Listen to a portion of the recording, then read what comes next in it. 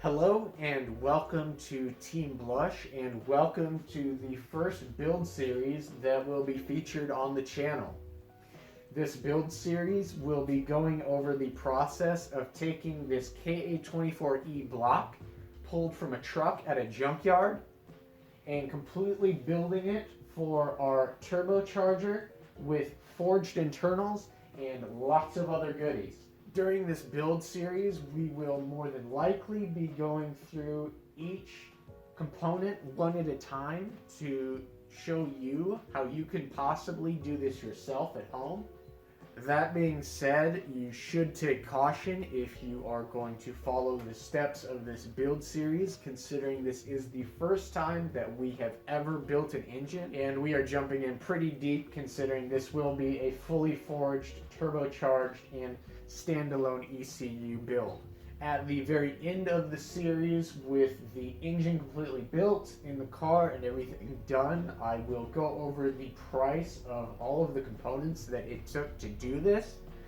This started as a budget build, but has increased a little bit over the period of time that we have been accumulating all these parts. With that being said, and take it with a grain of salt, because like I said, this is the first time we have ever built an engine.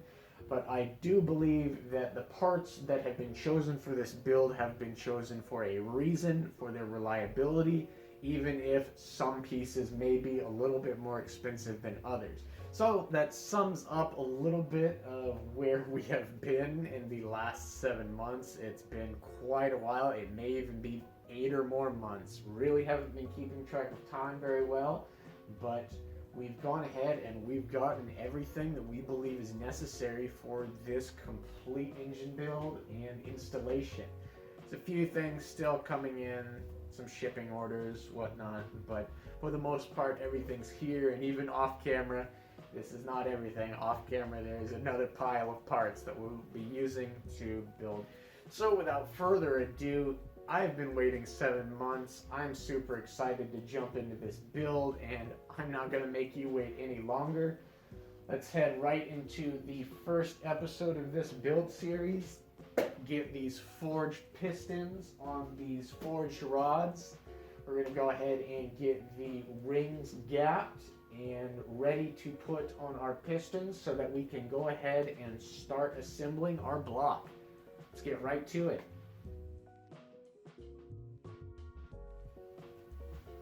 Okay, so before putting these pistons on these rods and getting that all figured out, we need to go ahead and get this crank out of the block and install our new main bearings.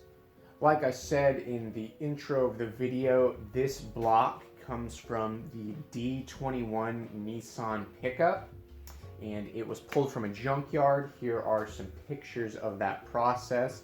It took quite a while, but that being said, this crank needs to get cleaned up a little bit after we uninstall it from the block before we can go ahead and get our ACL bearings put in here.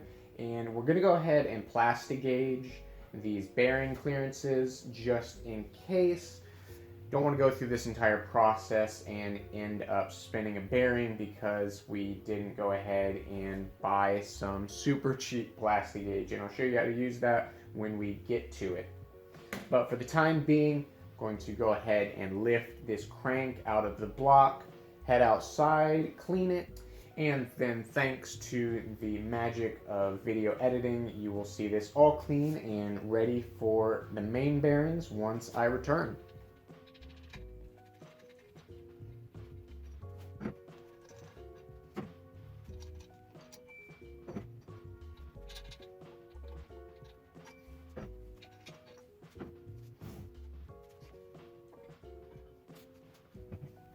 So we've gone ahead, we've taken the crank outside, cleaned it off quite a bit, and now we are to the point where we need to begin to polish these crank bearing surfaces.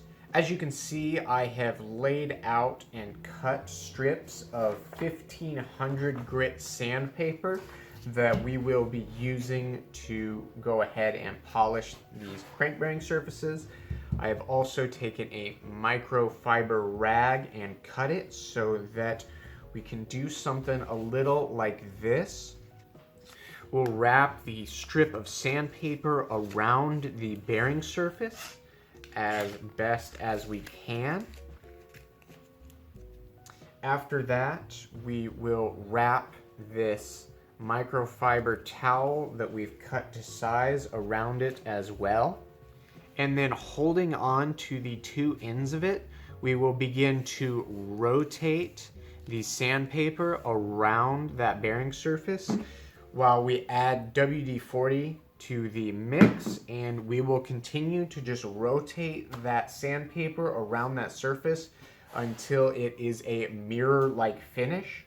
Another option that you can use instead of the WD-40 is to use just a microfiber towel cut to the width of your crank surface and put some aluminum mag polish on it. I do have some of that if it ends up that this 1500 grit sandpaper does not get this to a mirror-like finish, but for now I'm going to go ahead and get to the arduous process of polishing this crank. This is probably going to take a decent little amount of time, so I'm going to go ahead and set some music up, maybe do a little time lapse for the video, and get this done.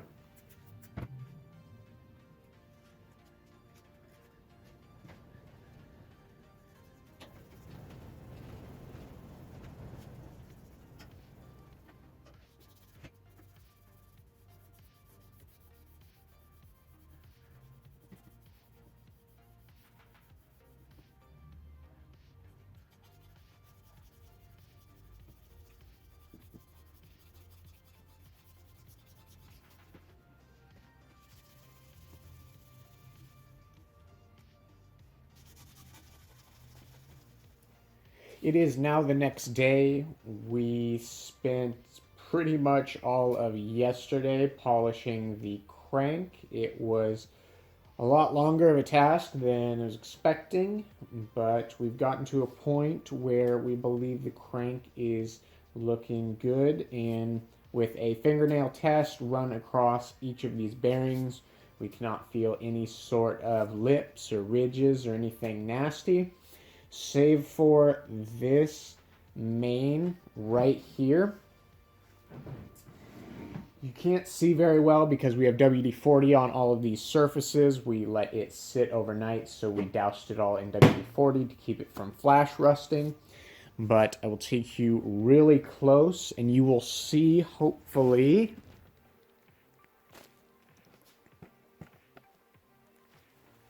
these two lines right here are the only bit of a ridge that I can feel on this entire crank. So that is where it was left overnight. We went ahead and we slept on what we were going to do. It's not that bad of a ridge from what we can tell with our fingernail, but it is still enough that it is a worry.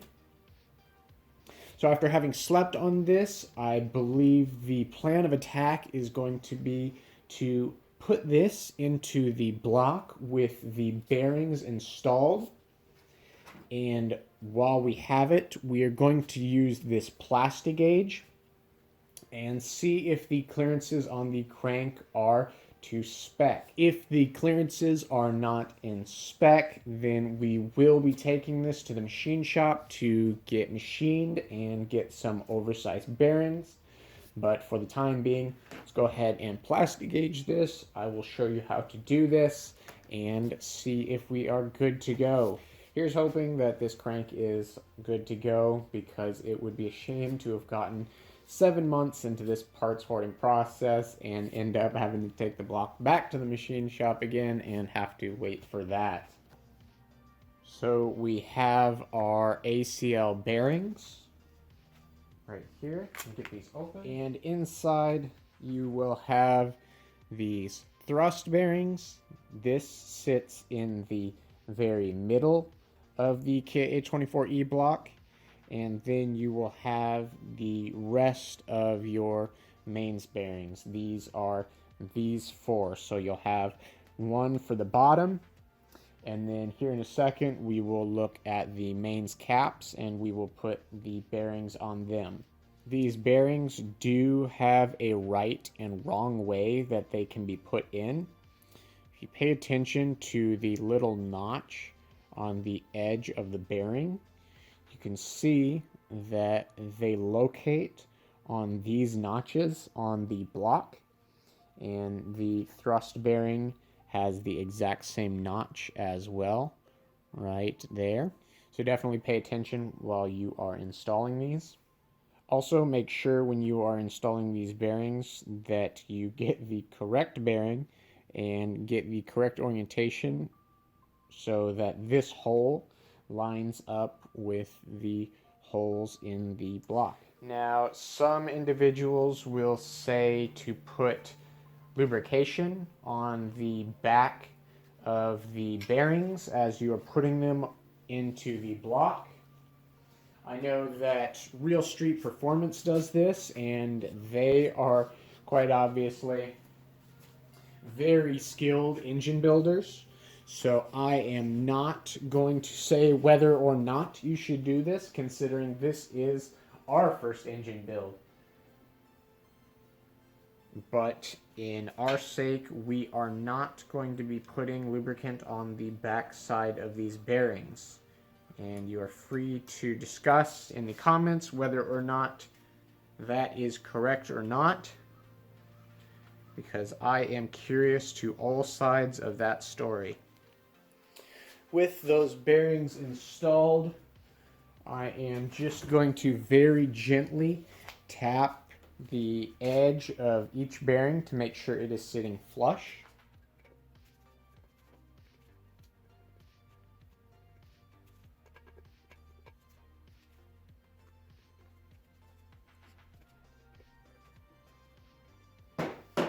Alright, so those look good to go. They are all sitting flush within their spot in the block. All of the holes for the oiling are in the right orientation. Now, when the time comes, we will be putting assembly lube on these bearing components, but for now, we are just going to keep them dry while we are measuring for clearance. So now we can go ahead and grab our crank. Being careful to install it and not mar any of our bearing surfaces.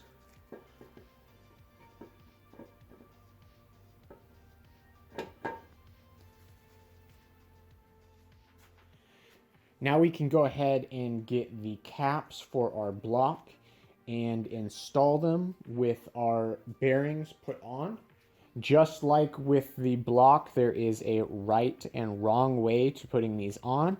There is a small tang right here on these caps, and you just simply slide them down flush with the cap. Just like that, easy enough.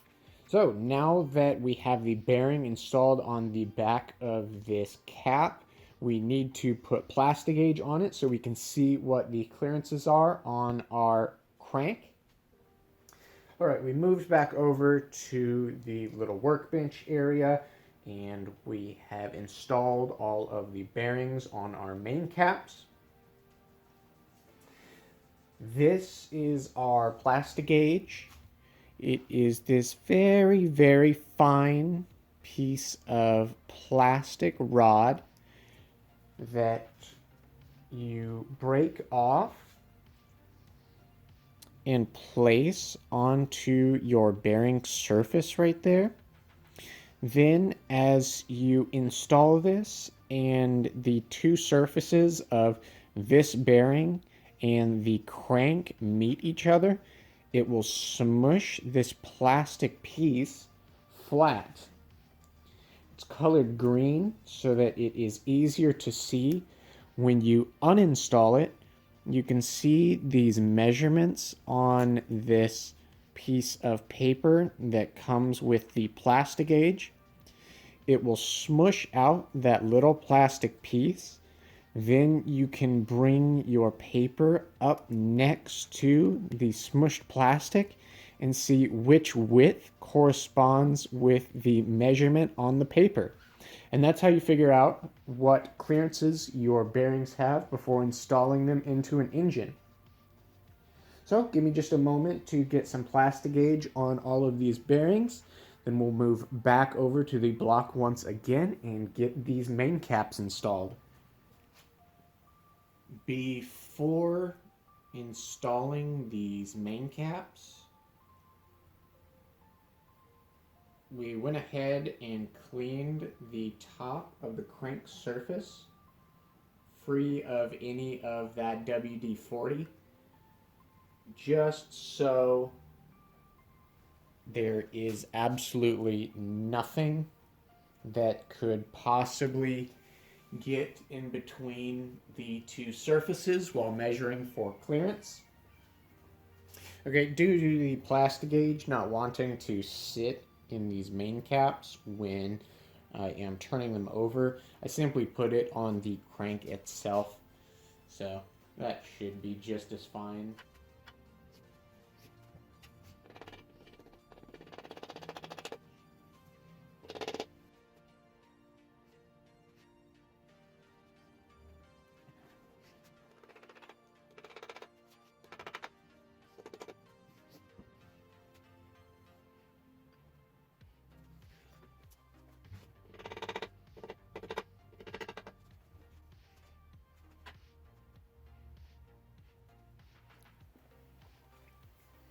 With our main caps installed and our bolts ready to run down, went over to the manual to figure out what sequence we need to bolt these down in, and it seems like we will be starting here.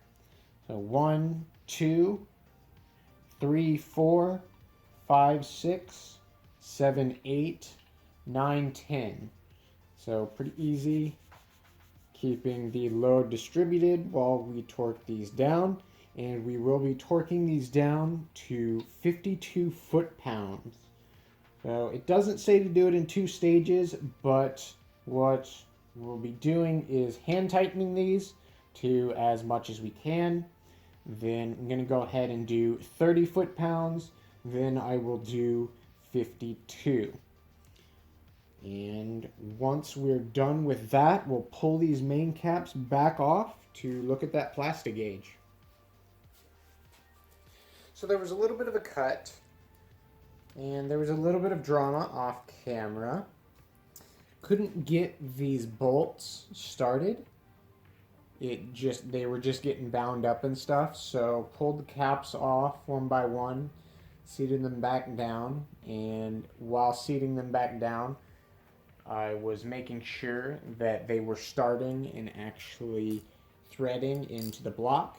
So we finally got them all seated hand tight for the most part. So I'm going to go through and just tighten them down a little bit more with a normal ratchet before moving over to the torque wrench.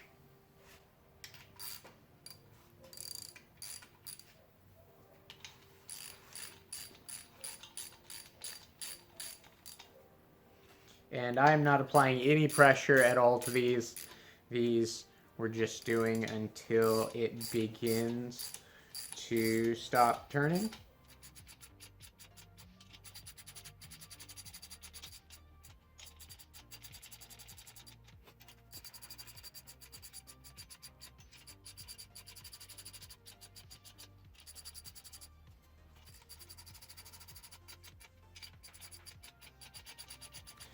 Double check it, not putting any amount of force on these bolts at all.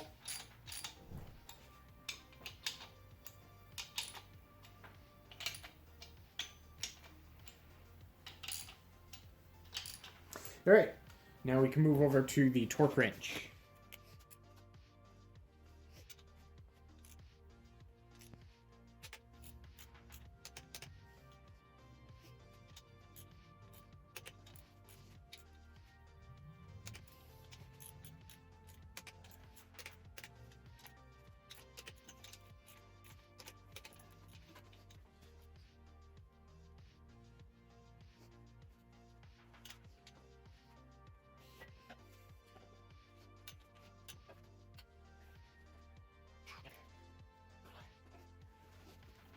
All right, we've gotten those torqued down.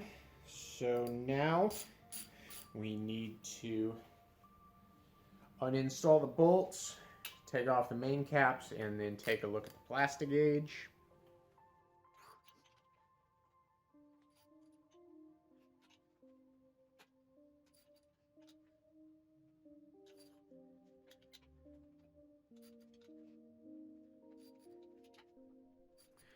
So we'll go ahead and we'll start on this first cap.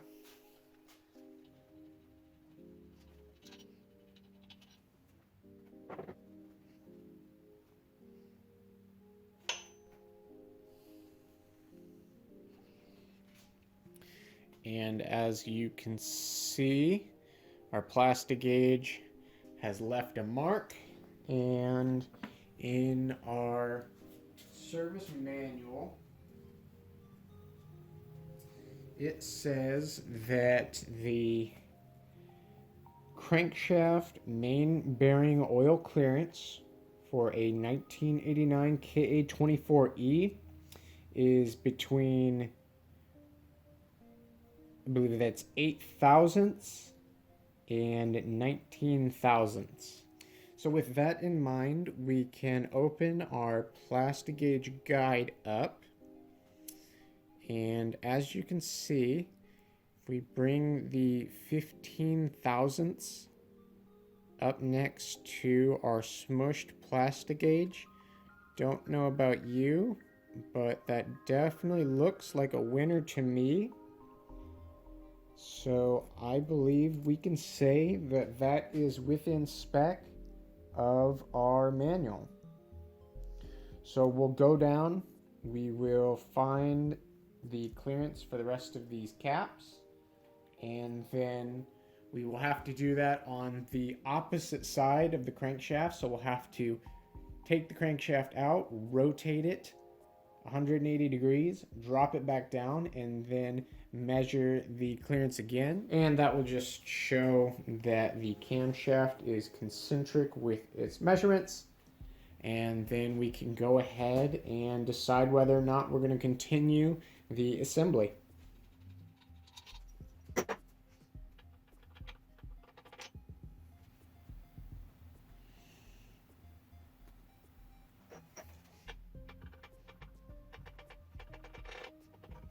So here is the bearing surface that had me worried, and surprisingly enough, this one looks almost the cleanest out of all of them. So that's not to say that it won't be completely messed up once we turn the crankshaft 180 degrees, but at the moment things are looking pretty decent.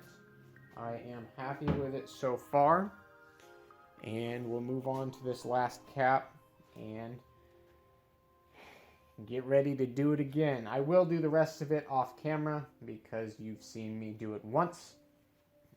Apologies, this middle bearing, the thrust bearing, was a huge pain to take out, but we've gotten them all taken out, and they all seem to be measuring within spec. Even that one nasty bearing surface right back here with that little bit of an oil, where is it? There it is.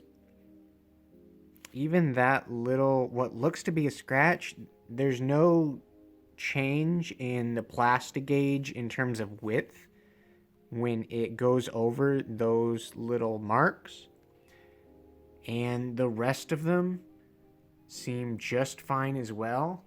So like I said, we're gonna go ahead, we're gonna do 180 on this. Not gonna show it on camera. This is kind of a boring process, I know, but here in just a second you will know whether or not this is going to a machine shop again or if we are going to continue our assembly. Updating after having turned the crank 180 degrees and measured it one more time with the Plastigauge. They all look to be really good, if not better than when we first measured them. Maybe that's because I've gotten used to using this Plastigauge, or that side is actually better. but we are good to go. So the rest of the video in the background that you won't see, I am going to just take some of this polishing compound and polish up these bearing surfaces as best as I possibly can for the final assembly, and you will see that in just a moment. So hindsight is 2020 in regards to polishing this camshaft. Next time it would be well worth it, and if you were doing this yourself, it probably would be well worth it to take the camshaft to your machine shop and get it polished. It just took such an insane amount of time for me to do this on my own, and I probably still can't get it done as well as a machine shop.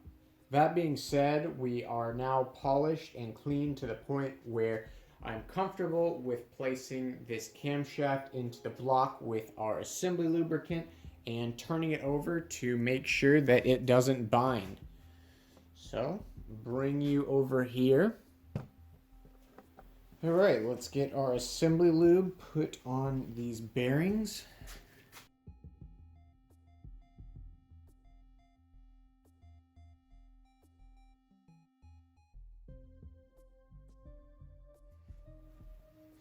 Spread that around with our finger.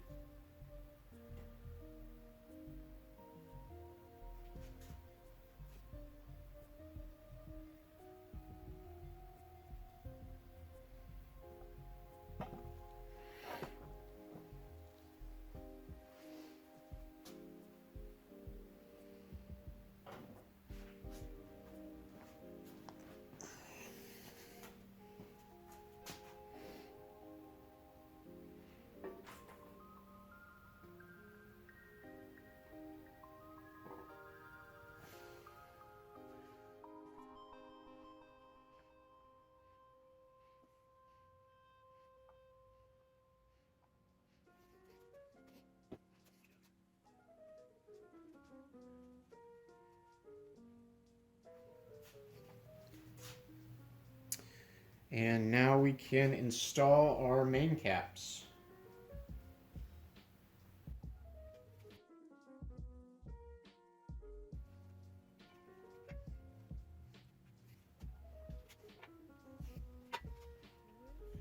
Go ahead and install our bolts.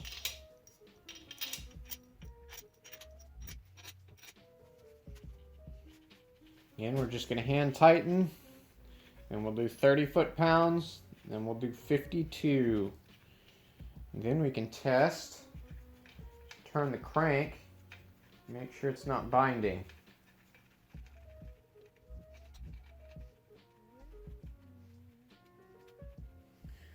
Sorry about that, the phone ended up turning the video off for whatever reason while I was torquing down these bolts. Like I said a million times, went down through the sequence and hand tightened them, went through the sequence to 30 pounds, then went through the sequence for 52 pounds. So I'm going to go ahead and try to spin this crank to see if it binds or if it is buttery smooth.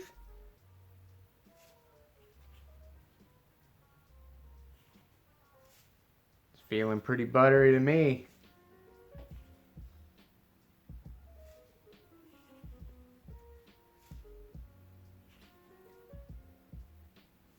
So it's really good.